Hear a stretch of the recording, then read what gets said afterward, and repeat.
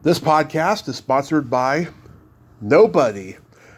Hey dudes, welcome to Splat from the Past, the only 80s themed horror sci-fi show where things can get totally radical. Now today I will be welcoming Albert Insinnia. Albert played Mark Hamill's buddy Richie in the 1978 underrated teen comedy action cult classic, Corvette Summer, celebrating its 45th anniversary. We're going to talk about that today. He was also in Roller Boogie, the 1979 disastrous, roller disco movie with Linda Blair. He was also a guest star on shows like MASH, Stockard Channing, and Just Friends. He's done a lot of Broadway theater. He was in one of the original runs of Grease back in the 70s. And he also did Two Gentlemen of Verona. And he did Camelot with Richard Harris on stage. He played Lenny Bruce in the play Lenny, based on the Dustin Hoffman movie. He's done a lot of great work. And we're going to talk about all of that stuff today, and I can't wait. Kicking off the first day of summer in style. So yeah, here is my interview with Albert Insinnia.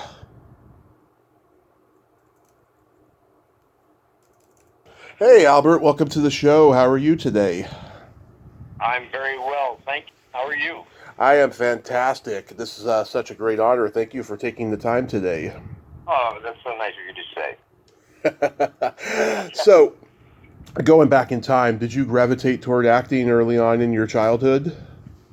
Oh, yes. It was the place I found comfort from a very, very young age. Probably from the time I could cry for food or something. Yes, it's always been a place that interested me and that I got approval for because I was a pretty wild kid. Yeah, did you do a lot of school plays and community theater in the early years? Well, in grammar school, before grammar school, I had a friend up the street. Her name was Janie, and we used to give shows for the neighborhood on a swing set at her house and sing songs and all of that. And then when I got into grammar school, I was always selected. I know that in kindergarten, when we used to do a song called The Farmer in the Dell, I'm not sure if you're familiar with it. I remember it, Farmer in the Dell, The Farmer in the Dell. Yeah. The very end of it, the mouse stands alone. And I was always chosen as the mouse because I could actually cry. I would just start crying. And so that was something that I remember fondly. And then I was in a few plays in grammar school. And in fourth grade, I was in a play, and I had a kind of very intense teacher who had been an ex-nun. Wow. And I played the lead, a character named Larry, and her big fun line was, which I was to say, was eggs a la mode on the ceiling. And I forgot to say it. And when I came off stage, she pinched my ear. And I never went near a stage again for a while. In seventh grade, I sang in a talent show, the song What's Your Name? And it was a huge success. I was trying to sing a song by Rick Nelson called Traveling Man, with the music, and I had never sung with a piano before, and the music teacher who was playing the piano kept playing the intro, and I kept not being able to find the notes, and there were these three young African-American girls who had sung a song, and he asked me, well, what song do you want to sing? And I said, I love the song, What's Your Name? I stood on this corner waiting for you to come along, shoo-be-doo-ba-ba-da. And these three African-American girls stood behind me, and we did it for the assembly, the talent show, a cappella. And it was a huge success. And then the next year, I was going to be in a talent show again, and my mom said to me, and I think she was just being protective, go get up there and make a fool of yourself again. I was kind of traumatized by that. I now realize she meant well. And I didn't do another play all through high school. I wanted to. I didn't sing in public. I used to play my guitar in the park for girls and all of that stuff. And then, when I was in my freshman year of college, I couldn't go back to college. Mm-hmm. And a girlfriend of mine, her mother said, "Oh my God, what is he going to do?" And so they took me to a place in the town I grew up in, Nutley, New Jersey, mm-hmm. and home of Martha Stewart and Robert Blake and me and a couple of other people who are listed in the International Movie Database as the 5 most famous people from Nutley. I'm number 5, of course. Martha Stewart is number 1. And I went to Nutley Little Theater, and it was in this place called the Nutley Little Theater Barn. And I did a tiny part in a play called Born Yesterday. I had one line. I had to shave this very burly guy, which is part of the play, and I got shaving cream in his mouth, and I had one line, and I thought the way to cover it was to cough instead of say it. And I met this woman there, a little woman, and she said, "Albert, do you sing?" And I said, "No, yes." She said, "Well, come to my apartment tomorrow, and we'll sing." And I sang for her at the piano, and she said, "Oh my gosh, you have a wonderful voice, but you have no idea what a lyric is." So I think I was 18 and a half at the time. Mm-hmm. And so she put Jacques Brel's music in front of me. I learned how to handle a lyric, because his stuff is so intelligent. And I fell in love with the whole process of it, building sets and costumes and props. And I started playing one part after another because they apparently thought I was pretty darn good. And a year later, I was in repertory theater at the Dallas Theater Center, which is the only theater in Dallas, Texas, designed by Frank Lloyd Wright. And it's an amazing place. Mm-hmm. It's an amazing theater. And I studied, I taught, I did many roles there. I did Shakespeare for the first time. I played Peter Pan for 5 months in their moneymaker in this giant theater designed by Frank Lloyd Wright. And it was an amazing experience. And when that year was over, I was going to go back to the Dallas Theater Center. I was also working on my college degree there because it was affiliated with Trinity University. And I went back to New Jersey and for the summer. And the woman who had discovered me at Nutley Little Theater, Gretchen Johnson, said, "You better sit down. I have some news for you." I said, "What's that?" She said, Joseph Papp is doing a musical version of Shakespeare's Two Gentlemen of Verona starring Raul Julia in Central Park this summer. And someone who knows you from that little theater, well, her brother is directing it. And she told him all about you. And you have an audition for Joseph Papp, Walt McDermott, who wrote the music for Hair, John Guare, the famous playwright, and Joseph Papp, and at the Public Theater on Tuesday. And fortunately, thanks to this woman, I was prepared. And I went and I sang a song called Jackie from Jacques Brel's Alive and Well Living in Paris. Mm-hmm. And I sang a song from my favorite musical I ever did, or one of them, called The Me Nobody Knows, which is based on a book of poems from kids in underprivileged areas. And it was a song called The Tree. It's a kind of a boy soprano ballad. And I stood there in this big place called Martinson Hall. And as I was singing it, all of these different balconies, which were all over this huge space, which is about an open 4-story giant space, all people started to fill in. And I sang The Tree, and I kind of cried for the first time since I'd played The Mouse Stands Alone in The Farmer in the Dell in kindergarten. As I sang this very emotional tune. And at the end of it, there was silence.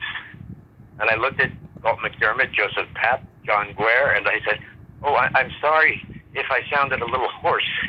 And they said, "Kid, I wouldn't lose that hoarseness for anything in the world." Mm-hmm. And then I waited 3 weeks. It was before digital life for the phone to ring. And 3 weeks later, I got the call that I'd gotten it. And so my very first New York audition and I opened with Two Gentlemen of Verona and Raul Julia in Central Park at the Delacorte Theater, and got my equity card, and then got the news that the show was moving to Broadway. Wow. That was my first Broadway show, and it won the Tony as Best Musical in 1972. And then I did The Me Nobody Knows on Broadway, which is another, as I said, one of my favorites. And then I did Jacques Brel's Alive and Well and Living in Paris, which is a very famous off-Broadway show at the Village Gate on Bleecker Street. And I wound up getting cast in that and doing it in New York and then doing it in Los Angeles. And while I was in Los Angeles, I got picked up by an agent. Wow. While I was there. And I said, well, no, I'm not ready for this. And I went back to New York. And then I was cast in the original Broadway production of Grease, playing Sonny. I replaced the guy who originally created Sonny. His name was Jim Borelli. Mm-hmm. Hopefully it still is. And I was the second Sonny in the universe. For all these productions of Grease all over the world, I was the second Sonny ever. And that was during the Rocky period. And I'm a short, dark Italian guy. Yeah. Who was your Danny Zuko? Well, Barry Bostwick originated it. He had left by the time I took over, so Jeff Conaway. Yeah. And also Treat Williams, who just passed away. Yeah. You know. So I did it with those two guys. And then while I did it, I left the show for 9 weeks on a leave of absence to go down to the Bowery to do a musical production of Shakespeare's The Tempest, playing Caliban in a fur jockstrap, I have to admit, pretty much. It was smashing success. And I got picked up by a manager. Suddenly I was having auditions in New York for things in LA, for movies and television. And as I said, it was the Rocky period. And I was flown out to LA. I had an interview in New York to audition for a TV series for Laura Marr on NBC in New York, and they loved my audition, and they flew me out to California, a little kid's dream, and I flew out, because of the Screen Actors Guild, they have to fly you first class. Mm-hmm. And so I flew out first class and wound up sitting in a 747 lounge with Henry Winkler all the way out. Wow. He gave me all kinds of advice of what not to do in a screen test. And I went out there, I did the screen test at Warner Brothers, and I got it. Nice. Back to New York, I gave my notice at Grease. I broke up with my girlfriend, who didn't want to go to L.A., and I moved to L.A., and the series only ran 6 episodes. It was on NBC. And I then, on 7/7/77, which my sister had told me was going to be one of the luckiest days of my life because of my astrological sign, I'm Leo, I had an audition at MGM with Terry Liebling, who is Martin Hamlish's sister, who was casting director for a movie called Corvette Summer. Yeah. And guess what? I got it. Yes. Oh my God! Before we get into Corvette Summer, I wanted to back it up a little bit with Grease, because I've interviewed a couple of people who were in the original run. Adrienne Barbeau, Muse Small. Did you work with them? Oh, Adrienne, I know very well, but she was already gone by the time I joined cast. Oh, okay. Yeah. Muse Small wasn't in there. The second person you mentioned? Muse Small. I know her name. Oh, no, Maria Small. She's changed it now to Maria. Yeah. She's into numerology. The reason her name was Maria, Marya, was because she was into numerology. It's now Muse Small. Yes, because Grease had its 50th reunion last year. Its 50th anniversary in New York. And we had all these parties. We still have these Grease-a-thons once a month. And so everybody's pretty much still around. Barry Pearl and... Oh, I know Barry well, yes. Barry and I had an acting school together. I know Barry very well. Yeah, he's a good guy. Were you ever considered for the movie? Here's what happened with that. When that movie was being cast, John Travolta, we call him Johnny, he made sure that some of us got auditions. And actually, that was the audition with the same casting director in New York that led to my audition for that first TV series. That's why she saw me again. I just remembered that. And The problem was the script. Sonny was in the stage version. Sonny's a great part, and in the movie, he's not. My understudy was a guy named Michael Tucci.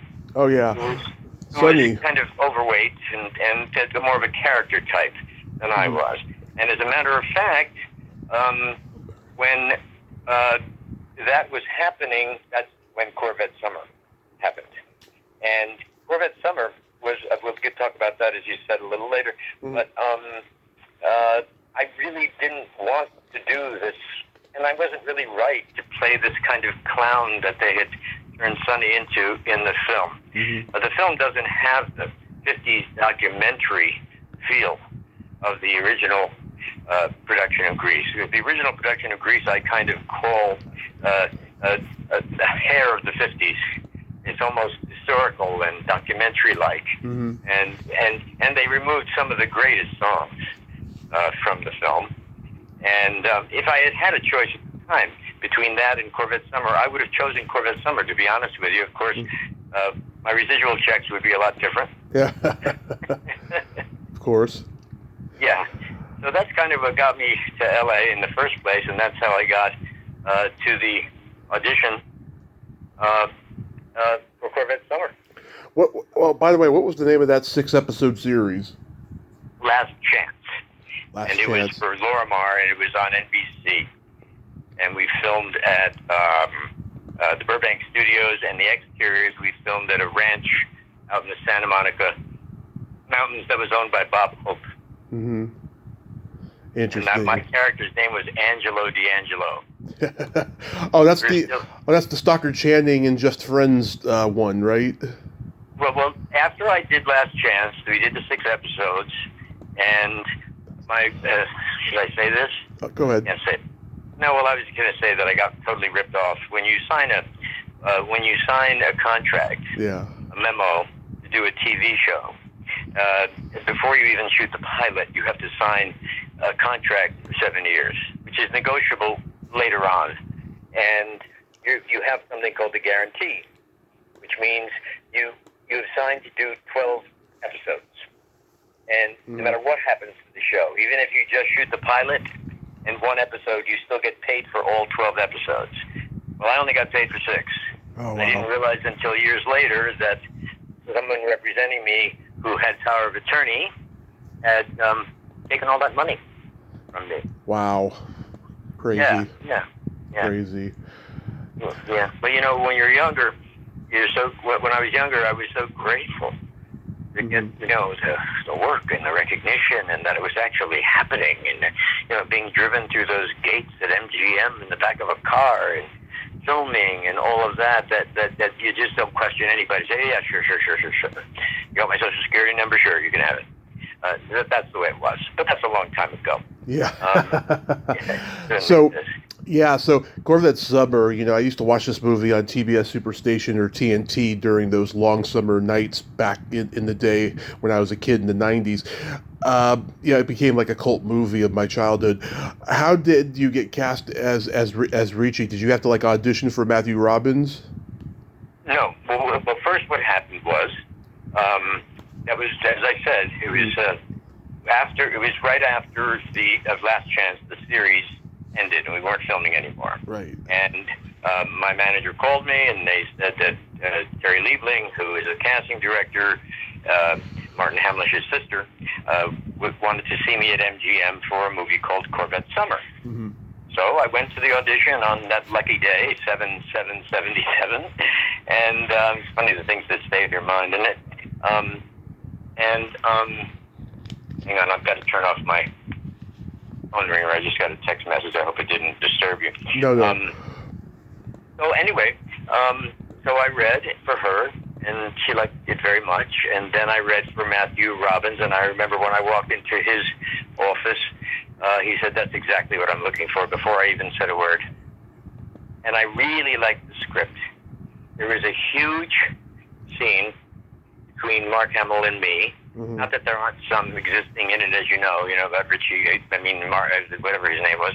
That's the greatest car I ever saw. You should think about taking it to Detroit. there was a huge scene between he and I as we're building the car, and we filmed that out at in some big warehouse in Burbank. And the school scenes were shot at Burbank High School, as a matter of fact. And we had this huge scene where, you know how he couldn't get girls, and it's about that. Mm-hmm. Yeah. The side of the car, and it's on for about, I don't know, 8 minutes, and I'm kind of teasing him, and you'll notice in the movie that there are lots of long shots of me outside making out with girls, in the prom with the girl, holding her close and all of that, and he had this issue with not being able to get girls, and what that scene was about. And it was a great scene, and it was one of the reasons that I liked the script and wanted to do the movie. And I'm sure you don't recall that scene because guess what? What? It was cut. Yeah. And I learned something then. You must play second fiddle to the name, the star of the movie. Mm-hmm. And, I have this kind of energy that apparently they didn't think was a good idea. Not that I was criticized for it. They just said to me that the movie was too long. So, and in those days it was celluloid, so I have no shot at ever seeing it. I would love to, actually. Yeah. Mark Hamill had just done the first Star Wars, and he was, coming into this movie with I guess a lot of pressure. Did you see that at all? I don't know. Maybe you're referring to the same situation that the guy George Brent, who played Superman on television before you were born. George Reeves? Yeah, George Reeves, that's it.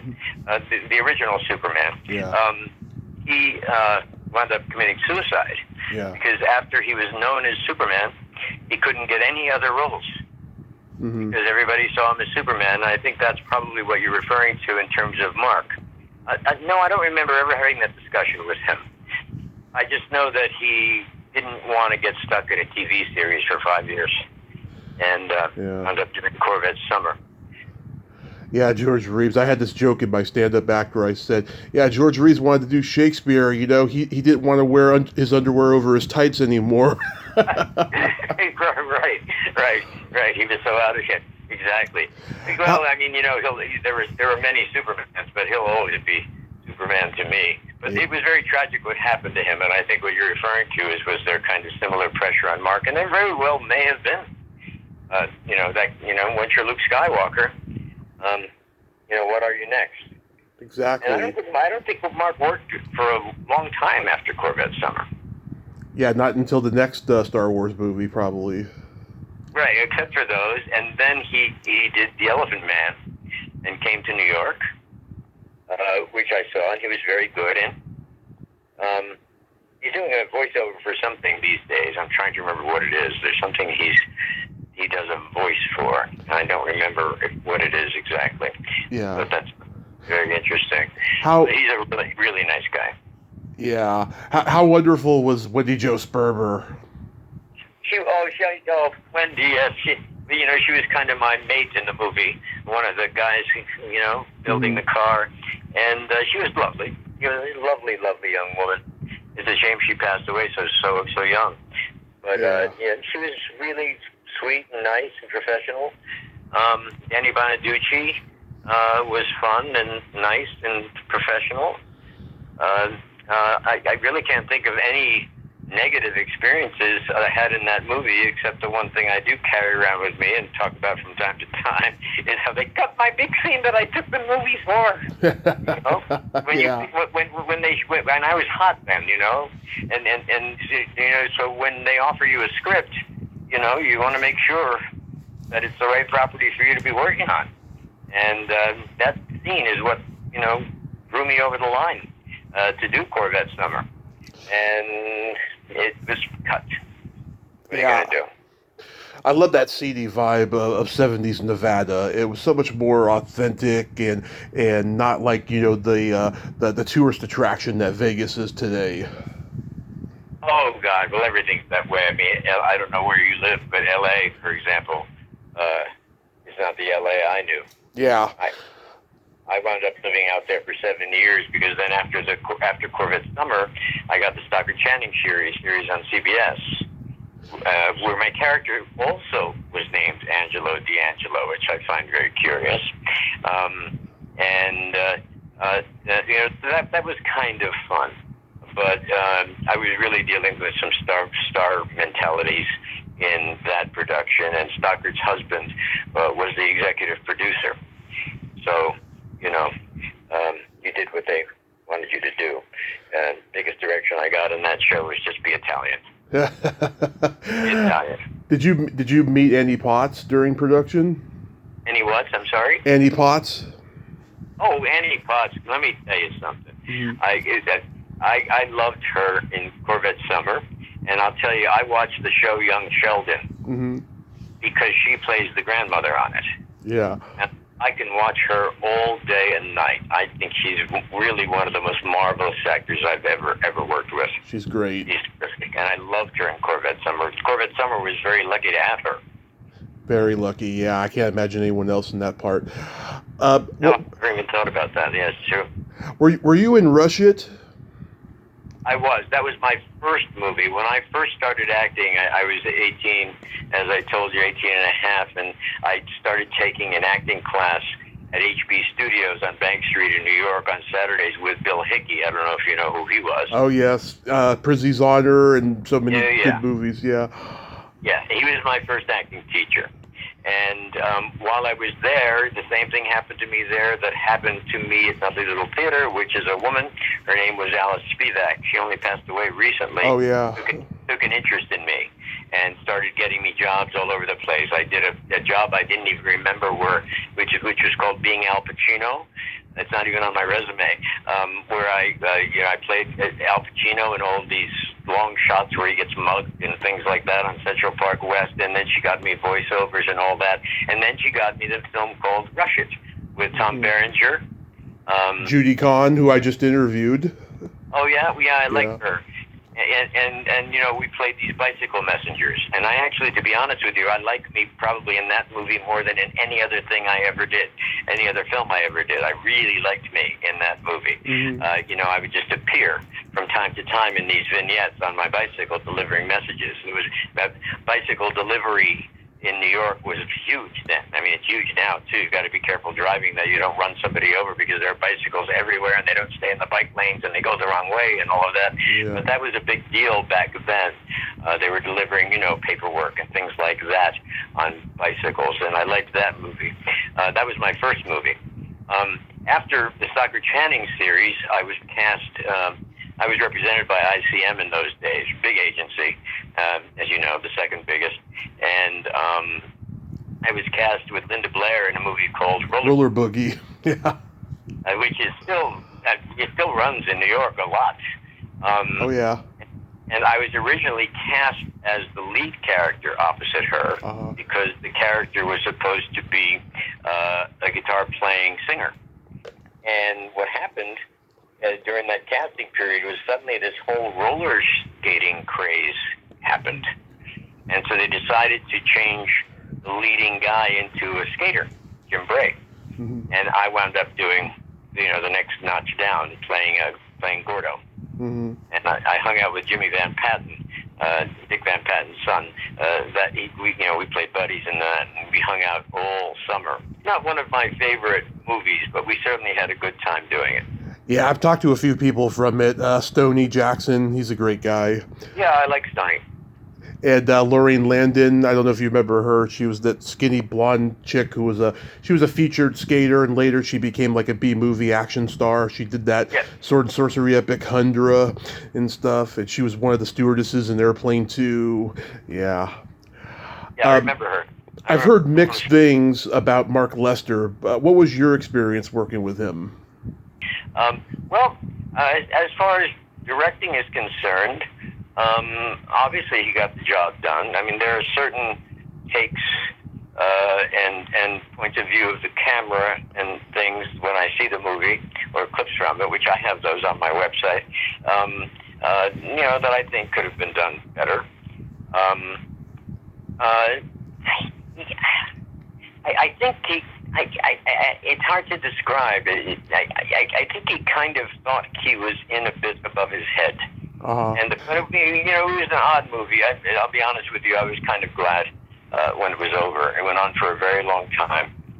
We had a lot of fun. We did the skating sequences indoors were done at the Stardust Ballroom on Sunset Boulevard, which is adjacent to the Hollywood Freeway, and that was fun. And actually, a friend of mine, her grandmother's husband had done the hardwood floors in there, so that was kind of an interesting coincidence. So I loved being in that place because I loved this woman we called Grandma and her husband who had passed, and it was nice knowing he had done the floors. I didn't do any skating tricks, but I was fine on roller skates. I still have them. Mm-hmm. What was it like guest starring on MASH? Well, I'll be honest with you. There's another one where my best scene was cut because of length. You know what? Now it wasn't originally, because then in those days you had a commercial at 5 minutes into the half hour, at 15 minutes into the half hour, and I mean a commercial, and then one at 28 minutes past the hour. And of course, we all know that on network television there are tons of commercials now. And so what happens is when they do television, is the regulars carry the plot, they carry the story forward, and the guest stars are can be cut because it doesn't matter what happens with them in terms of communicating the flow of the story, the arc of the piece. And so, but I love doing Sergeant Ray Tornberg. It's one of my favorite things because I know that I'll be dead 100 years and I'll still be watching MASH somewhere. Yeah. I love that, and I get great residuals from that still, which is amazing to me. I've shot in 1978 or 79, I think, and Alan Alda directed, and he was absolutely one of the most gracious and graceful and kind and attentive, lovely people to work with that I've ever worked with. So I really, you asked me how I felt about it. It's one of the smallest parts I've ever done, ultimately, with the commercials and all. But it's also one of my favorite things that I've ever done. Nice. I'm a huge MASH fan. Crazy Times. You got to work with some people at the beginning of their careers. Michael Pare, Ray Liotta, David Caruso. That must have been amazing. That was very, very nice. It was very, very nice. But that was another situation where I was given one script, and then when we actually shot it, when you're shooting, I'm also a producer. Yeah. You find out when you produce something that, what you think is going to work sometimes isn't going to work. So that also turned out not to be the kind of part I had signed on for. But it was a nice experience. I enjoyed it. You did Camelot on Broadway with Richard Harris. What was that like? Did he mentor you at all?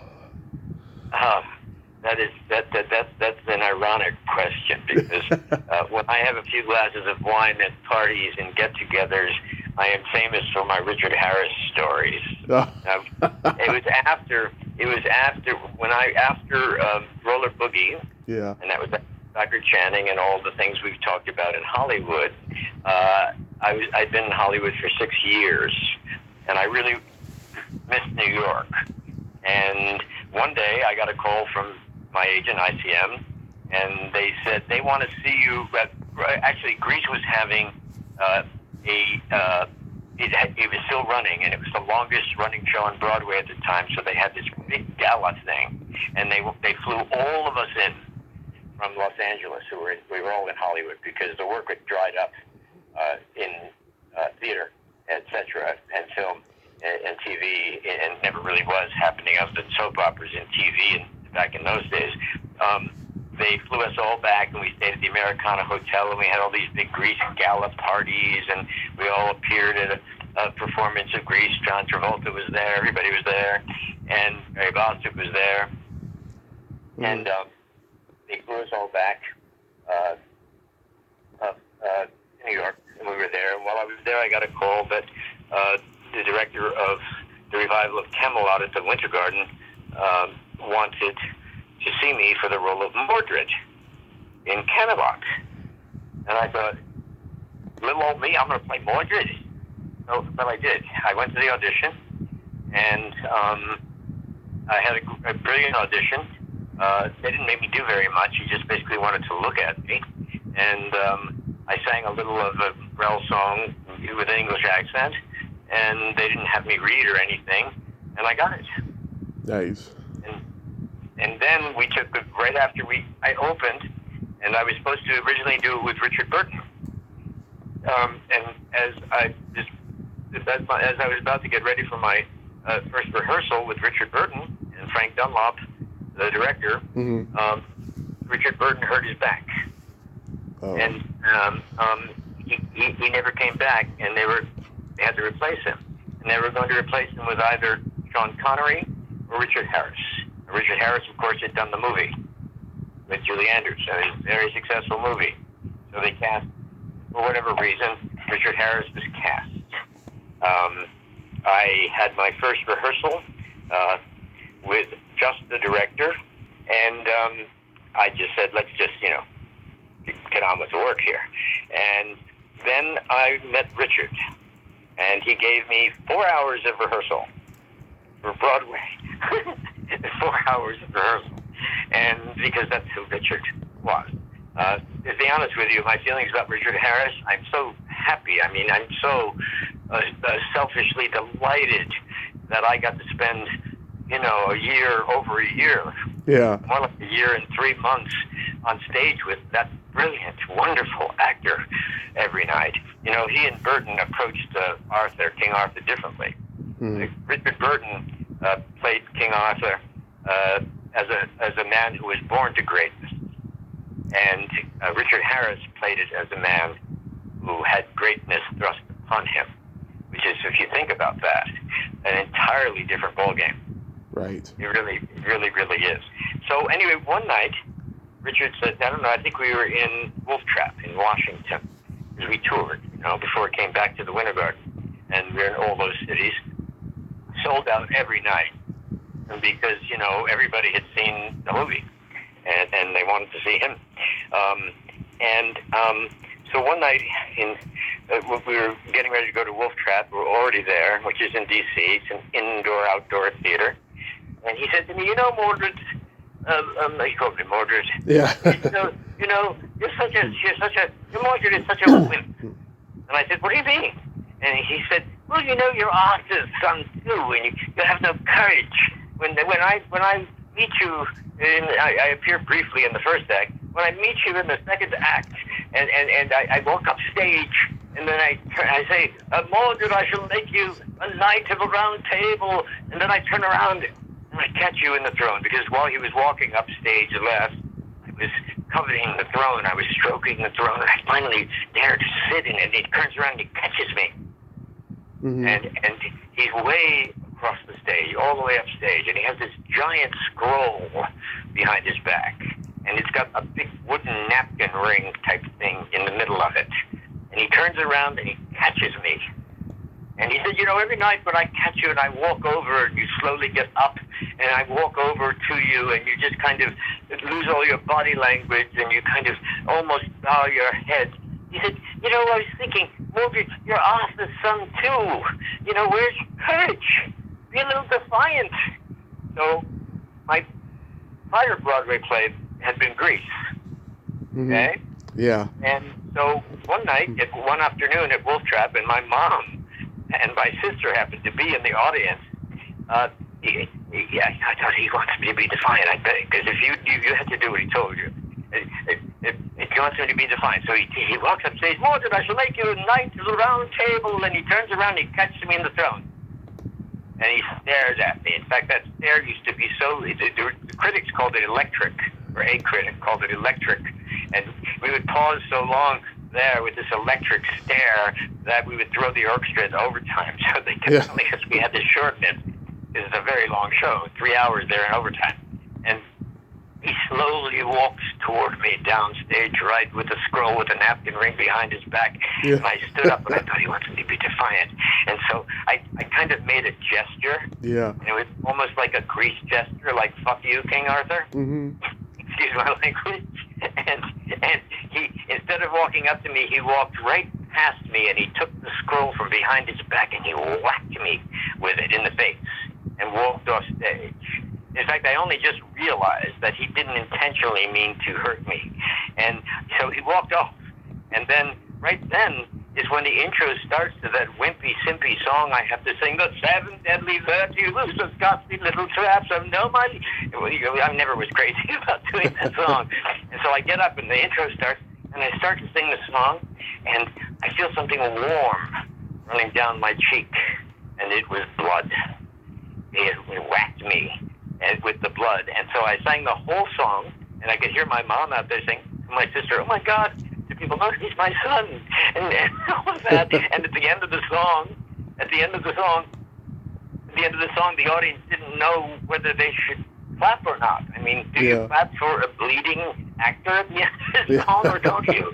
And so I walked off stage, and he was in 1. You know, you got the teaser curtains, 1, 2, 3, and 4, and he was stage right. He was standing behind the stage manager's dais, all 6'4" of him, the rugby player he is, in his King Arthur black regalia with the crown on, with a tear running down his cheek. And I walked off stage, and I said, Richard, what is this?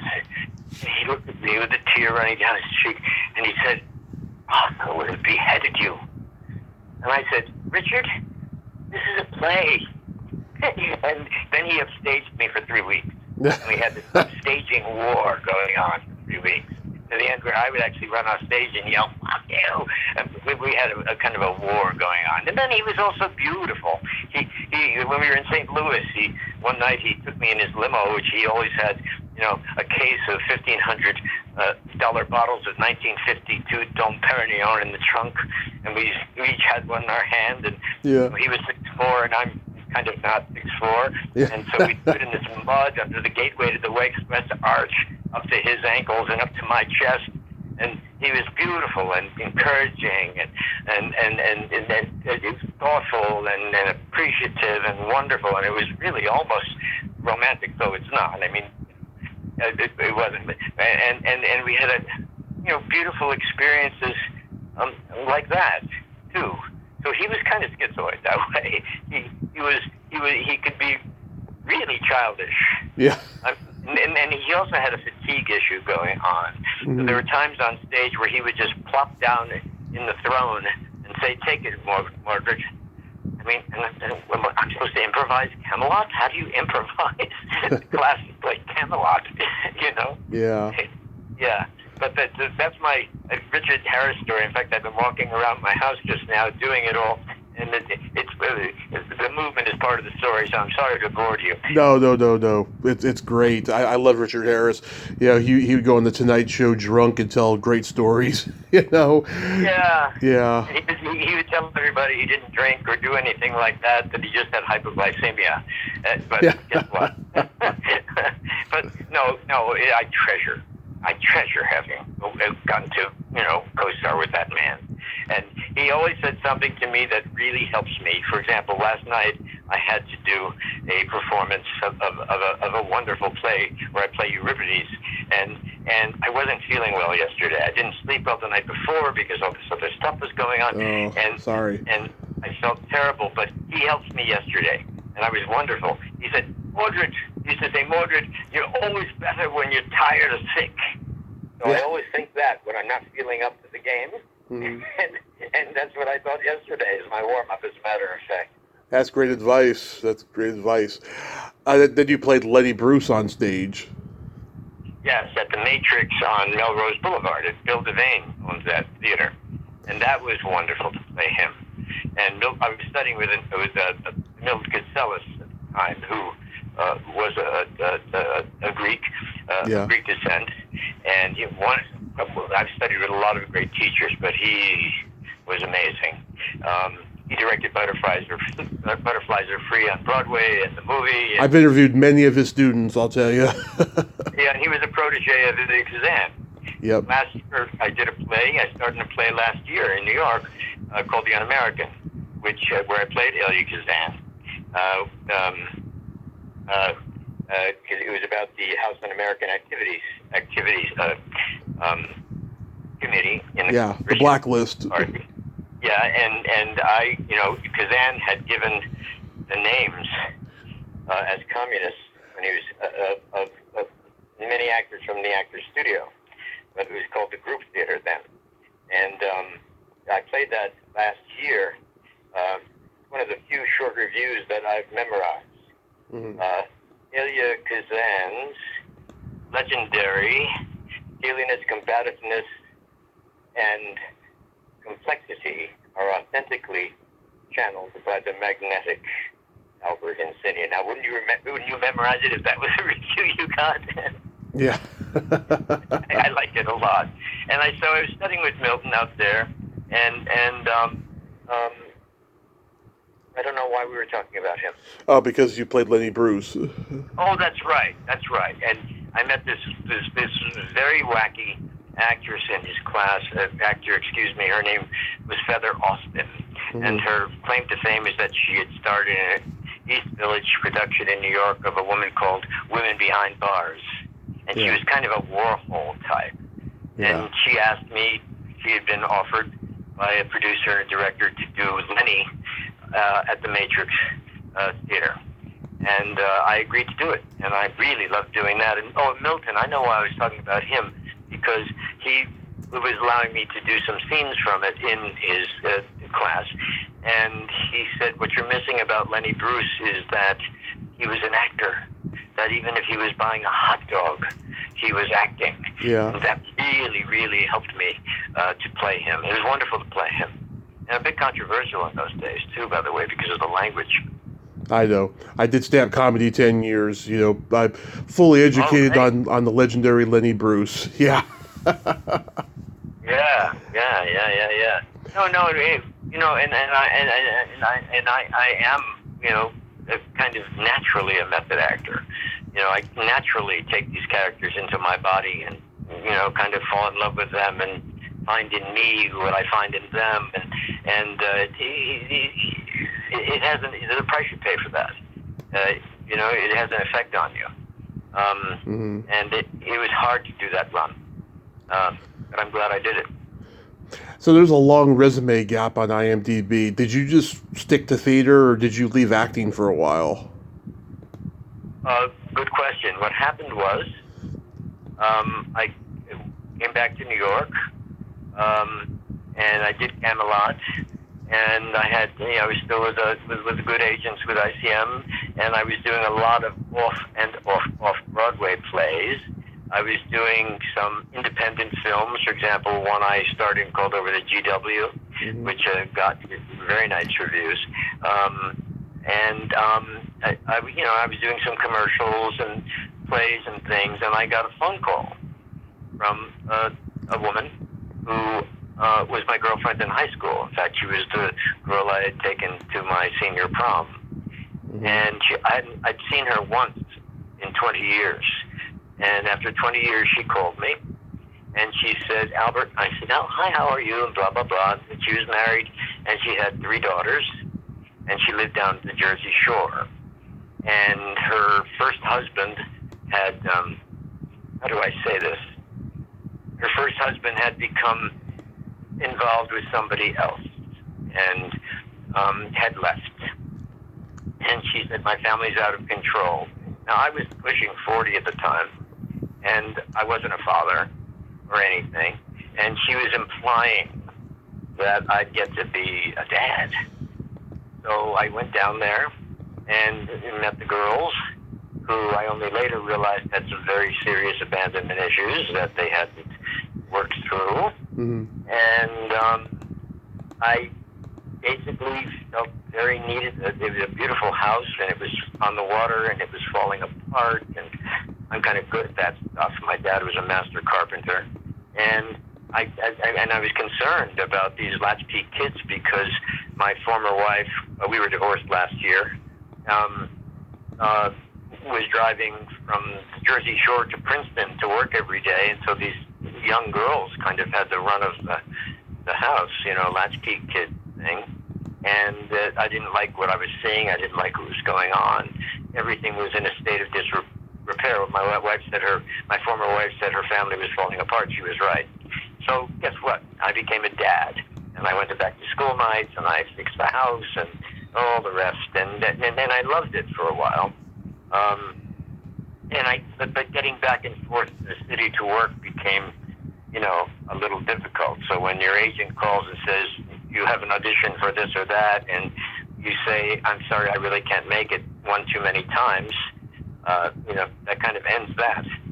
And so I kind of just said, okay, maybe I do need to take a break. I've been acting nonstop, working nonstop as an actor and directing too, for, 20 years. And so I did take a kind of a break in answer to your question. And then in the mid-'90s, I just couldn't stand it anymore. A few years later, I started studying with Gene Frankel in New York, which is another very interesting but valuable experience. And he became kind of like a second dad to me. And I started spending a lot of time in New York again and working and auditioning and studying and all of that. And then I just kept going from there. I started doing some independent films and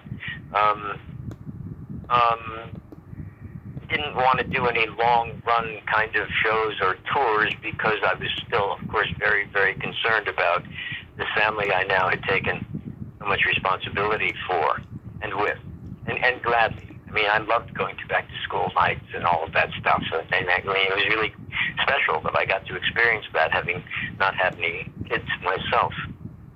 Mm-hmm. And then I just kept working, and that's what I've been doing ever since. Yeah, I mean, you've come back strong. You did a horror movie called Mother's Day Massacre, which had Greg Travis. I've interviewed him. He was in that. Yeah, you did Law and Order Special Victims Unit, which every New York actor has to do one of those. It's like mandatory. Well, I was the recurring character. Uh-huh. I played Lieutenant Pizzelli over the course of 3 seasons, Ice-T's former boss in Narco. Mm-hmm. And so whenever I worked basically with Ice and Mariska, who I find to be one of the most wonderful, sexy people on earth. Yeah. It was, she has all of her mother's kind of sensuality without any of the blonde wigs.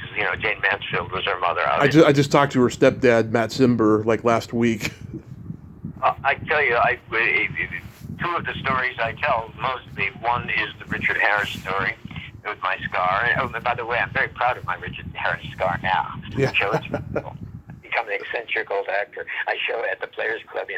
Have you seen my Richard Harris scar? and I tell my story.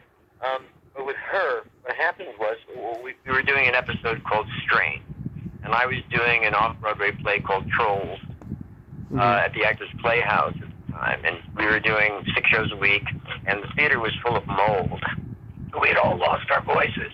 Yeah. And I got a call. They want you to do an episode of Law & Order SVU tomorrow. And I said, okay. So I got a car. I was living up north now. The kids were grown, so I was living up north with my former wife. And so I got a car and got in the back of the car at 5 in the morning and learned the lines. And we had I had to go to Harlem, to be in Harlem at 7:30. And I got up there, and of course my dressing room was in that long honey wagon. Mm-hmm. And it was winter. It was freezing.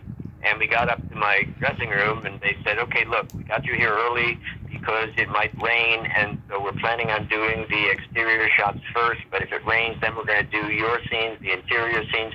So I said, fine. I said, I'll be in here. And I went in the dressing room, and I closed the door, and the heat was, and I thought, let me get some rest here, because I had just done performance the night before, and et cetera, and gotten very little sleep. And I got into my dressing room and closed the door, and the engines were running, and the heat was on. Exhaust fumes were coming into the dressing room, and they couldn't do anything about it. So I spent the entire day walking around Harlem, drinking black coffee, Yeah. Well, then finally, at 7 at night, they came and got me to do my scene with Mariska and Ice and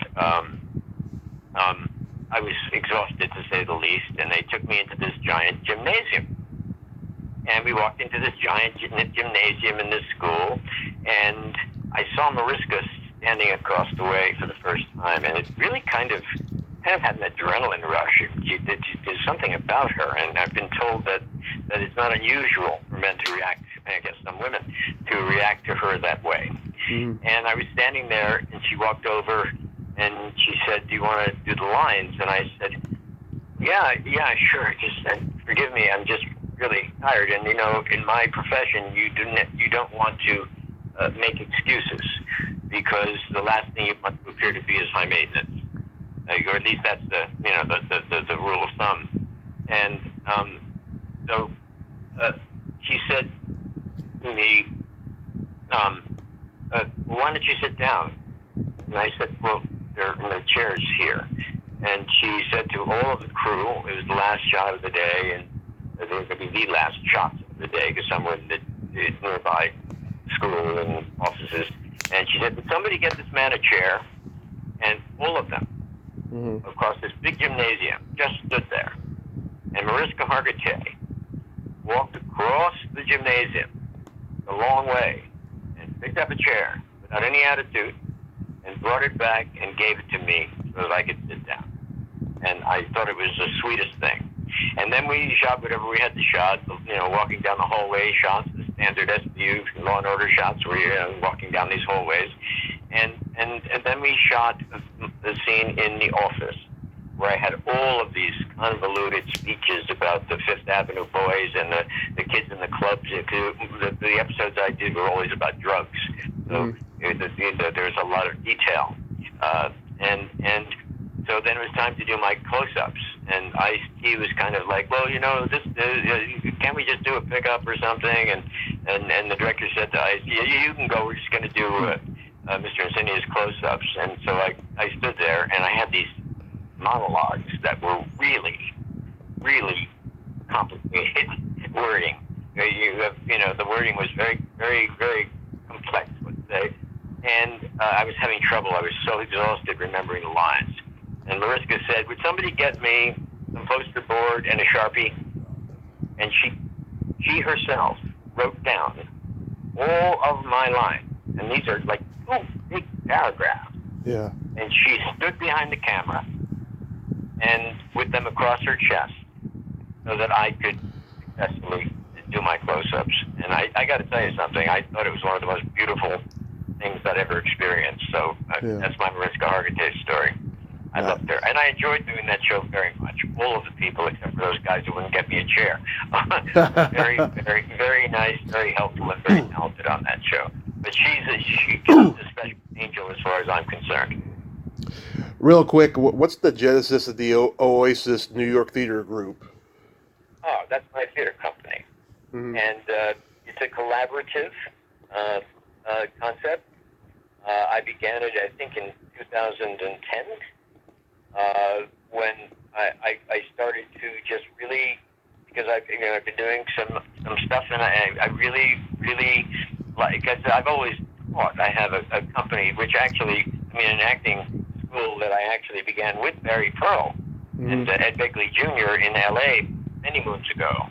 Yeah. And when I came back to New York, I would teach, and I missed that.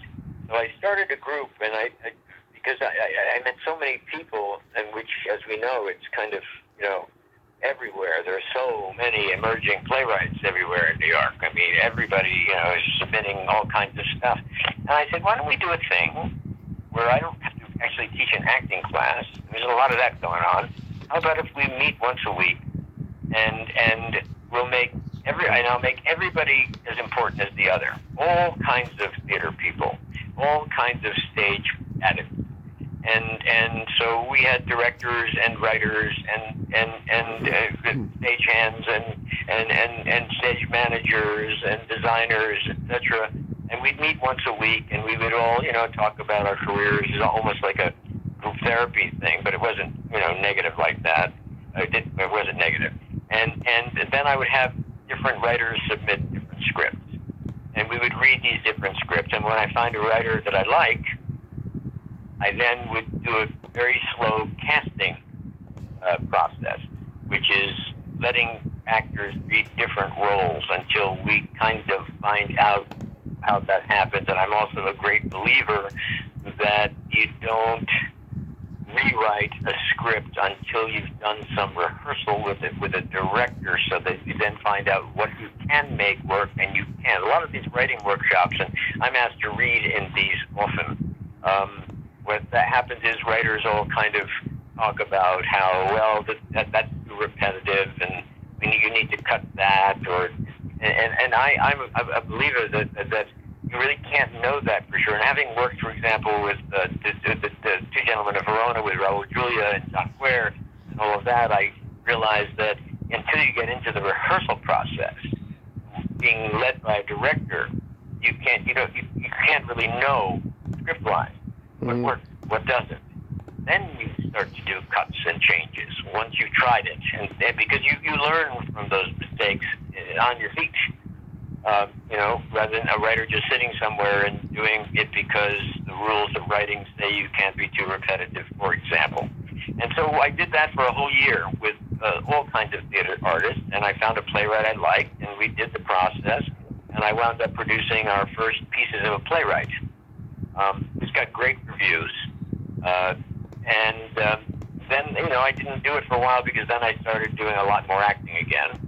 And then about 4 years ago, I found another writer that whose work I really liked, and we did the same thing. We met for a year, once or twice a week, and cast and picked plays, and then I developed a 2-act piece, a play of all of his, some of which I directed. In the first one, I directed all of them, but I had another director I was working with as well at the time, 2 actually, and the second time, and I turned a bunch of these 1-act plays into a 2-act play, which had a flow and an arc and some, what's the word I'm looking for, some power to it, and it worked beautifully. It also got, if you ever want to see the reviews, you can Google them.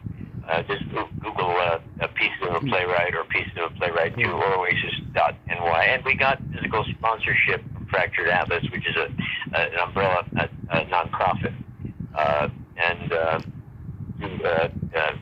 To raise money, and now I'm planning on doing pieces of a playwright 3, but it's going to be pieces of a published playwright 3, because I'm finding it a little more taxing than I'd like it to be right now in my life to work with unpublished playwrights. And need I say more? It can get a little crazy. So there are these lost plays by famous playwrights like Eugene O'Neill that have never been done, and or they were done once and he hated them, destroyed them, and other playwrights. So I'm putting together the next one, and hopefully I'll be doing that after Labor Day. Nice. I'm glad you collaborate with Austin Pendleton. He's one of my favorite character actors. He's also my teacher. And I've been in 3 productions with him in the last couple of years. The Seagull twice, playing 2 different roles. And I have to tell you, in 2014, I decided to start to study again. And I called HB Studio and I said, I want to come back and study. And they said, okay, well, we can I said, no, I want to study with Austin Pendleton. And so I did. I started studying with him. And it's been, in fact, I just rejoined the class after a COVID 2-year break. And I tell you, he's amazing. I mean, he's in his early 80s, and he's still going like crazy. When we were doing the Seagull one night, we were both in the bathroom in the theater, and we were both shaving. Yeah. And I just discovered, this was maybe, 5 or 6 years ago, I just started to look up myself up on Google, and I was really kind of astounded at how much there is there. And then I looked up Austin Pendleton, and it was astounding. So I said to him as we were shaving, I said, Austin, I looked myself up on Google today, and I'm very pleased to see what I saw. And then I looked you up, and I said, I have one question for you. And he said, what? As he stood there, half his face with shaving cream and his razor in his hands. And I said, how does one person fit all of this work into one life? And he stood there and took his razor a little, and he thought about it a little, and he thought about it a little. And he said, well, the reason is I'm afraid if I stop, I'll never start again. Which tells you a lot about what we really are as actors, which is it's not a choice. It's a need. It's a need. For me it is anyway, and I know it is for him as well. It's Ilya Kazan in the play I did last year has one line when he's being confronted by Arthur Miller, and he says, or somebody, and he says, you know, I'm nothing without my work. And that's very true for me. It was when I found theater, when I found acting, is when I finally went from being some aimless smart kid, to somebody with a structure and a direction, and boom, I've been doing it ever since, almost 50 years. Wonderful. Do you have anything upcoming you'd like to promote? Right now, what's going on is the guy who wrote The Un-American that I played, where I played Kazan last year, and then following that, by the way, with a wonderful actress named named Irene Glazos. It's a 2-character play. It's 90 minutes long. It's called Heisenberg, written by Simon Stevens, a British playwright. It's a brilliant play, and we did it out at Guildhall in the Hamptons last summer, and then we did an off-Broadway run of it early in the fall, and that was a great experience as well. The guy who wrote, and his name is Claude Solnick, who wrote The Un-American, he's a resident playwright at Theater for the New City on Fifth Avenue, and there are 4 theaters there. He interviewed me for about 6 months, and on Zoom and on the phone, etc. And he's written a one-man play for me. I don't like the title he's given it. I won't use the title. It's called After the Applause, An Evening with Albert Insinnia. I think After the Applause is not nearly what I want as a title. I think it should be called, Can't Sit Still or something. But anyway, it's a wonderful one-man show. What it does is it incorporates my life since my childhood, based on something I wrote after my divorce and moving back to the city. I couldn't stand it. I was lonesome and all, and I took a ride to my hometown, and I sat in the park, and I saw the theater where I first did my first theater and met my mentor. My high school was behind me, and I wrote this piece, and I posted it on Facebook, and a lot of writers, and he's one of them, loved what I wrote. It was kind of like my life in 3D, and that's how I kind of describe it. It was only a page.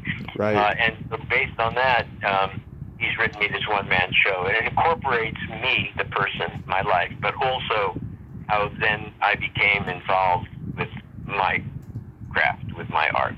And starting with The Mouse Stood Alone at the end of The Farmer in the Dell, the kindergarten, and all the way up through, and everything I've kind of told you.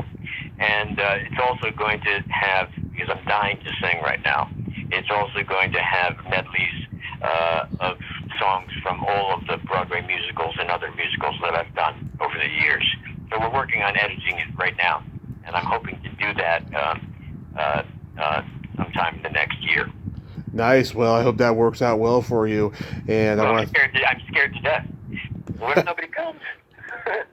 Yeah.